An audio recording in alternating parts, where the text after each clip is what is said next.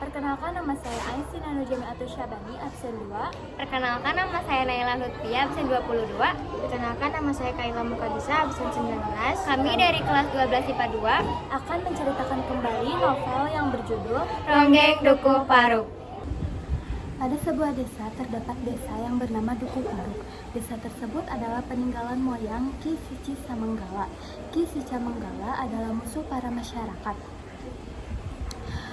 Di desa tersebut terdapat 23 rumah berisi warga yang bodoh dan miskin. Mereka setiap paginya sarapan menggunakan tempe bongkrek yang dibuat oleh Santani. Pada malam hari terdapat sebuah cahaya merah yang menyinari makanan tersebut. Konon, jika makanan tidak tertutupi, maka makanan tersebut akan teracuni. Santai pun lupa untuk menutupi makanan tempe bongkrek. Lalu ia pun tidur menyusul istri dan anaknya. Keesokan harinya, warga berbondong-bondong berdemo mendatangi rumah Santai. Mereka keracunan tempe bongkrek yang dibuat oleh Santai hingga meninggal. Santai pun yang tidak terima ikut memakan tempe bongkreknya, membuktikan bahwa makanan itu tidak beracun. Beberapa saat kemudian, Santai pun meninggal bersama istrinya yang memakan juga. Tersisa anaknya yang bernama Serintil. Serintil seorang anak yatim piatu yang diasuh oleh kakeknya yang bernama Sangkaria. Pada suatu hari, Serintil menari-nari diiringi dengan 3 orang temannya. Sangkaria yang melihat Serintil pandai menari pun langsung mendatangi dukun ronggeng yang bernama Kartareja. Lalu Sangkaria menceritakan kepandaian Serintil dalam menari kepada Kartareja. Sangkaria pun berkata, Serintil sudah kerasukan indung ronggeng. Lalu jika ingin menjadi ronggeng ada 3 cara yang harus dilakukan. Yang pertama, Serintil harus pandai menari. Yang kedua, Serintil harus mandi di pemandian Sici Manenggala. Dan yang ketiga, Serintil harus melakukan ritual kelambu. Kedua cara tersebut sudah Serintil lakukan. Kini tersisa cara ketiga, yaitu Serintil harus melakukan ritual buka kelambu. Lalu Kartareja pun memberi syarat kepada warga-warga yang ingin buka kelambu dengan Serintil. Kartareja memberi syarat jika ada yang ingin buka kelambu maka bersama Serintil maka mereka harus membayar seharga 1 keping emas. Lalu keesokan harinya datanglah pemuda bernama Dower dengan membawa 2 perak rupiah, tetapi Kartareja menolaknya. Lalu ia berkata ini hanya untuk dijadikan DP saja. Keesokan harinya Dower datang dengan bangga membawa kerbau yang sangat besar, tetapi Kartareja tetap menolak. Kemudian Kartareja membuat tantangan, siapa yang dapat minum air ciu tersebut maka dia akan mendapatkan Serintil. Lalu 2 pemuda tersebut, Sulam dan Dower, meminum air ciu, tetapi Kartareja ini curang. Ia memberi air ciu murni kepada Sulam dan air biasa kepada Dower. Setelah itu lalu Serintil dan Dower melakukan hal yang tidak senonoh dan dilihat oleh Rasus. Rasus merasa sakit hati karena melihat kejadian itu. Lalu Rasus pun pergi ke pasar Dawan untuk bekerja. Di sana Rasus bertemu dengan tentara yang bernama Sersen Slamet. Lalu 2 pemuda tersebut, Sulam dan Dower, meminum air ciu, tetapi Kartareja ini curang. Ia memberi air ciu murni kepada Sulam dan air biasa kepada Dower. Setelah itu lalu Serintil dan 2 orang pemuda melakukan hal yang tidak senonoh dan dilihat oleh Rasus. Rasus merasa sakit hati karena melihat kejadian itu. Lalu Rasus pun pergi ke pasar Dawan untuk bekerja. Di sana Rasus bertemu dengan tentara yang bernama Sersan Slamet dan ia bekerja dengannya. Selang beberapa tahun berlalu, Rasus ditugaskan ke desa Dukuh Paruk. Di sana Rasus melihat 4 orang perampok yang ingin merampok di rumah Serintil. Lalu dia melawan perampoknya dan Serintil dan Rasus pun bertemu kembali. Malam harinya Rasus menginap di rumah neneknya dan ia mengobrol bersama Serintil. Serintil mengajak Rasus menikah dan ia ingin mempunyai keturunan dari Rasus. Tetapi Rasus berpikir bahwa ia hanya kemauan sementara. Keesokan harinya Rasus pun meninggalkan desa Dukuh Paruk. Serintil yang ditinggalkan oleh Rasus, dia termenung dan bertanya kepada nenek Rasus, kemana Rasus pergi? Tetapi neneknya tidak menjawab karena dia linglung dan pikun. Neneknya pun memberikan logam emas kepada Serintil dan Serintil tahu bahwa logam tersebut dari siapa dan dia membuka pintu untuk melihat ke pendukuhan karena ia tahu terdapat markas tentara yang dipimpin oleh Sersan Slamet dan Serintil tahu bahwa Rasus bergabung dengan Sersan Slamet. Serintil pergi mengelilingi pedukuhan itu dan Serintil berpapasan dengan beberapa orang perempuan yang berbisik-bisik, tetapi masih terdengar oleh Serintil. Dan bisikan perempuan itu terdengar seperti, mengapa Ronggeng bisa tergila-gila kepada lelaki? Bukankah seharusnya lelaki yang tergila-gila kepada Ronggeng? Tetapi Serintil tidak mempedulikan itu, terus berjalan dan bertemu dengan anak-anak pedukuhan itu, lalu bermain dengan mereka. Setelah itu Serintil pergi menuju makam Ki Sicamanggala dan berdiam diri di situ. Pada suatu malam, Pak Marsusi kembali datang ke desa Duku Paruk untuk menemui Serintil. Pak Marsusi datang ke rumah Nyai Kartareja. Di sana Serintil dipanggil untuk datang ke rumah Nyai Kartareja. Serintil datang bersama Goder di pangkuannya. Setelah sampai di sana, Pak Marsusi dan Serintil berbincang. Tetapi Serintil tidak terlalu menanggapi perbincangan tersebut. Goder menangis, lalu Serintil menenangkannya dan diajaklah keluar. Setelah itu, ditimbang-timbanglah Goder dan akhirnya dia tertidur. Setelah tertidur, Pak Marsusi bilang kepada Serintil, ia ingin mengajaknya pergi keluar selama 2-3 hari. Tetapi Serintil menolak, padahal Marsusi sudah mengeluarkan kalung emas yang hanya dimiliki oleh istri dari lurah desa Duku Paruk. Dari sanalah Marsusi dan Nyai Karta marah kepada Serintil, tapi Serintil menjelaskan bahwa dirinya telah mengubah haluannya. Di sana Marsusi marah besar dan akhirnya meninggalkan rumah Nyai Kartareja. Nyai Kartareja pun marah kepada Serintil, tapi tidak didengar oleh Serintil, dan akhirnya Serintil pergi ke rumah kakek Sakarya. Keesokannya Marsusi masih merasa sakit hati oleh perlakuan Serintil, dan akhirnya Marsusi berjalan menuju ke satu buah rumah, yaitu rumah dari dukun. Nah, dukun tersebut adalah bernama Pak Tarim. Saat perjalanan menuju rumah Pak Tarim, Marsusi bertemu dengan Dilam. Dilam ini adalah teman Marsusi. Mereka berjalan bersama, lalu sampailah mereka di rumah Pak Tarim. Setelah sampai di rumah Pak Tarim, Dilam pertama masuk dan Marsusi diam di luar sambil melamun. Dia berpikir apakah dia tidak jadi untuk mencelakai Serintil. Tetapi dia juga berpikir dia sakit hati oleh Serintil. Akhirnya Dilam selesai dan keluar. Pak Tarim memanggil Marsusi untuk masuk. Setelah masuk, dia bilang kepada Pak Tarim bahwa dia tidak akan jadi membalaskan dendamnya kepada Serintil karena takut pelanggannya itu kehilangan pelanggan salah satunya. Jadi Pak Tarim terus membujuk Marsusi untuk mencelakai Serintil. Nah, akhirnya dia setuju. Dan kebetulan besoknya itu akan ada acara 17 Agustus di desa. Dan Serintil disuruh untuk tampil menjadi Ronggeng. Nah, urutan tampil Ronggeng ini adalah tampilan kedua, dan yang pertama itu ada musik keroncong. Pada saat tampil musik keroncong pertama, tidak terjadi apa-apa dan aman damai. Saat Ronggeng pun, babak pertama tidak terjadi apa-apa. Semuanya berjalan dengan lancar. Tapi saat babak kedua, Marsusi mulai beraksi. Dia diberikan satu botol yang apabila botol tersebut dibuka akan mengakibatkan Serintil sesak napas dan pingsan. Dibukalah botol tersebut oleh Marsusi, lalu betul Serintil mulai merasa pusing, Serintil mulai merasa napasnya terengap-engap, dan akhirnya Serintil jatuh pingsan. Semua orang di sana tidak menyadari bahwa Serintil jatuh pingsan. Hanya yang menyadari ada kakek Sakarya dan Nyai Kartareja. Mereka menghampiri Serintil dan berusaha membangunkan Serintil. Kakek Sakarya bingung siapa yang melakukan ini karena semua orang di sana menikmati pertunjukan itu. Akhirnya dia tertuju kepada satu orang yang menggunakan pakaian serba hitam lalu membawa sebuah botol. Tetapi setelah dia melihat itu, dia dihiraukan saja karena dia harus fokus kepada Serintil agar dia segera bangun.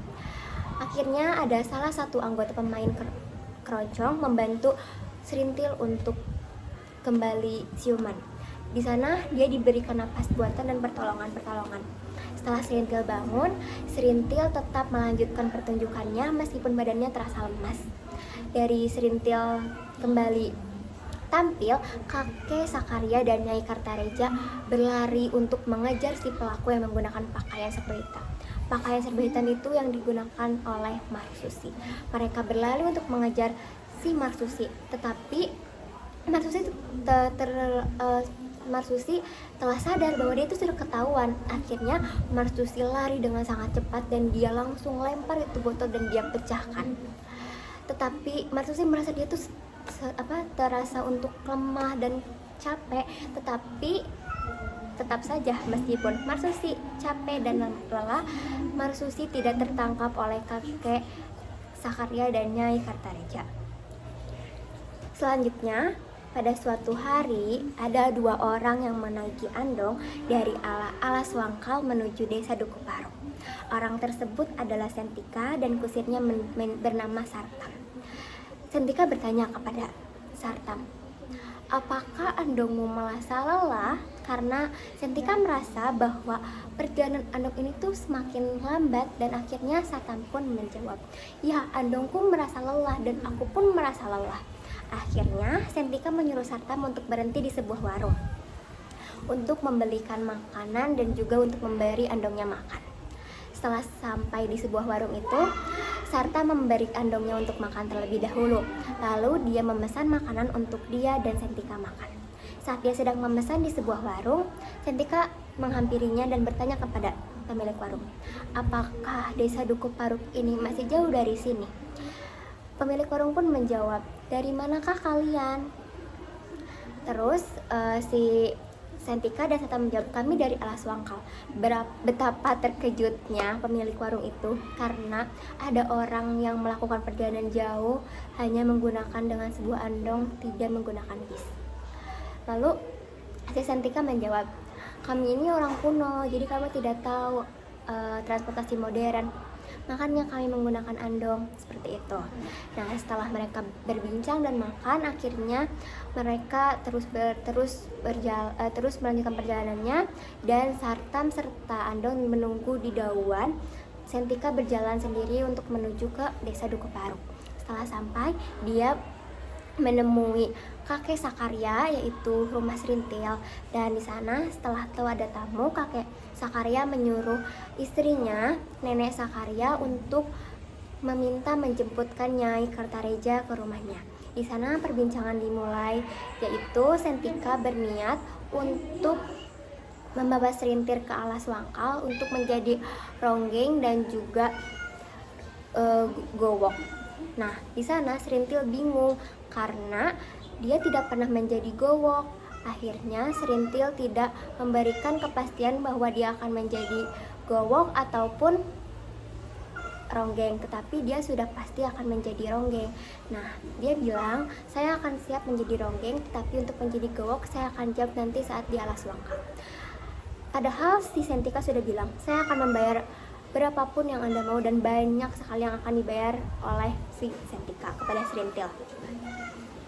Setelah itu kedua belah pihak sudah setuju, dan akhirnya Sentika pamit pulang untuk pergi ke Alas Wangkal karena takut keburu sore. Nah, pada hari yang ditunggu ini, hari Kamis, yaitu Serintil dijemput oleh penyuruh dari Sentika untuk membawanya ke Alas Wangkal. Setelah sampai, Serintil disambut hangat oleh Nyai Sentika dan juga keluarga di sana. Setelah berbincang-bincang, akhirnya mereka masuklah ke kamar. Serintil diantarkan oleh Nyai Sentika ke kamar. Setelah itu, Serintil berbicara kepada Nyai, Nyai, saya siap untuk menjadi gowok untuk Waras. Waras itu adalah anak dari Sentika yang mempunyai haul. Si Sentika ini kalau si Waras sudah dewasa akan didatangkan gowok. Nah, saat itu Nyai sangat bingung dan tertawa juga. Kenapa jenengan baru menyetujuinya hari ini?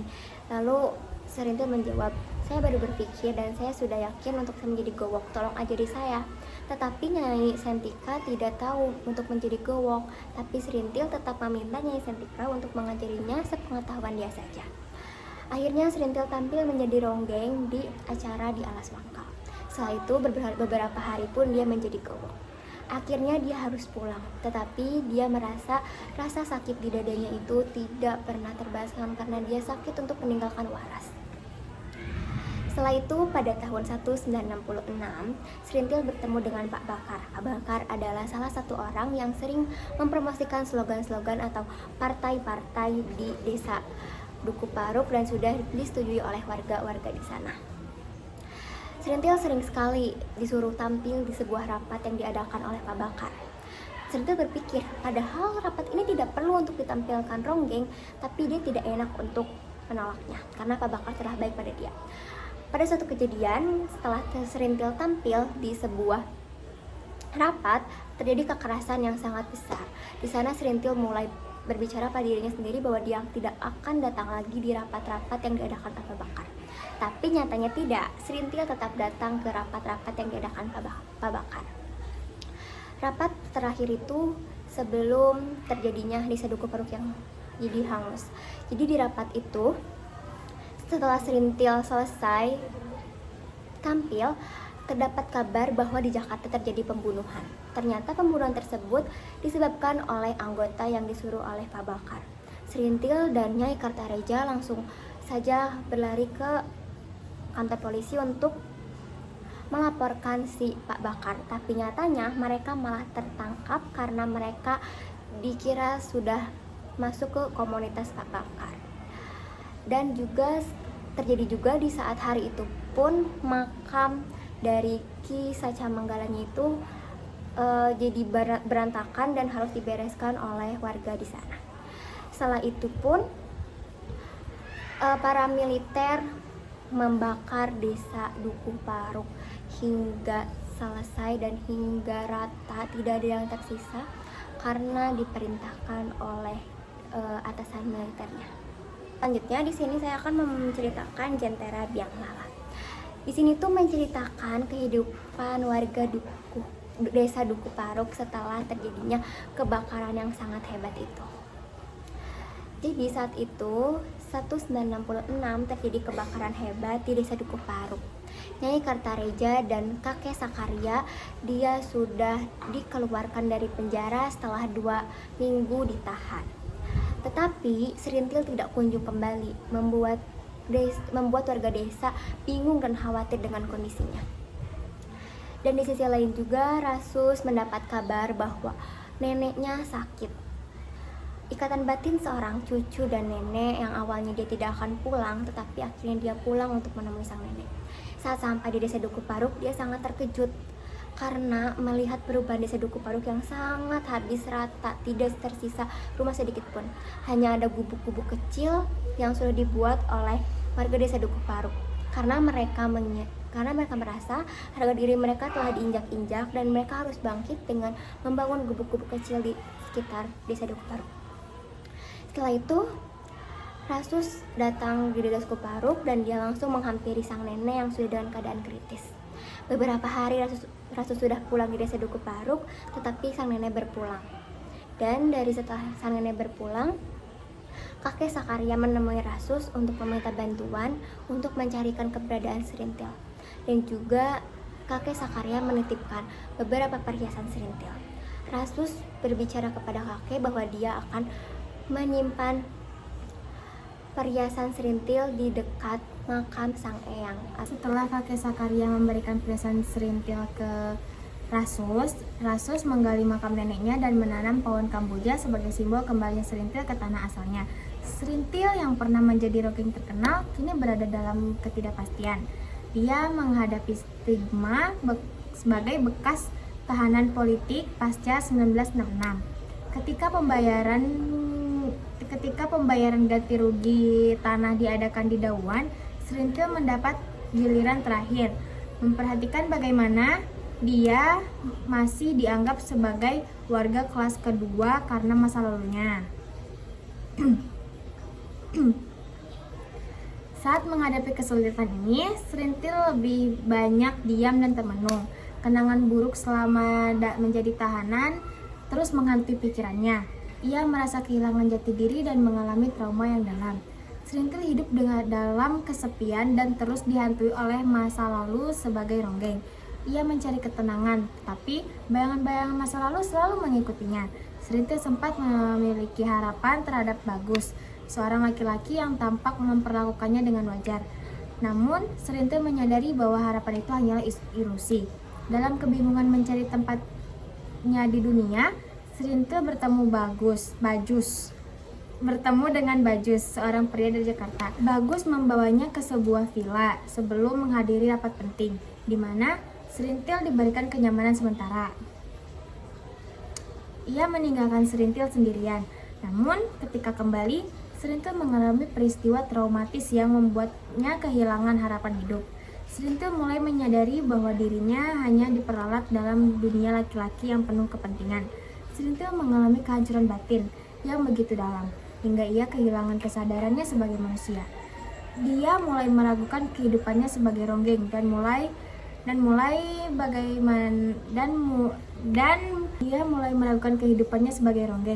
dan bagaimana dirinya selalu menjadi objek pemuas bagi orang lain. Kesadaran ini membuatnya ingin mencari kebebasan sejati. Setelah serangkaian penderitaan, Serintil kembali ke Duku Paruk. Namun, ia bukan lagi Serintil yang dulu. Ia telah menjadi sosok tanpa semangat hidup, sekedar bayangan dirinya yang dulu. Kemegahan masa lalu sebagai ronggeng telah hilang, dan dia hanya mendapat keterasingan dalam kesendirian. Serintil menari untuk dirinya sendiri, sebuah tarian yang tidak lagi untuk menghibur orang lain, tapi sebagai bentuk keputusasaan. Rasus yang diam-diam masih menyimpan rasa untuknya hanya bisa menyaksikan kepergiannya tanpa bisa berbuat apa-apa.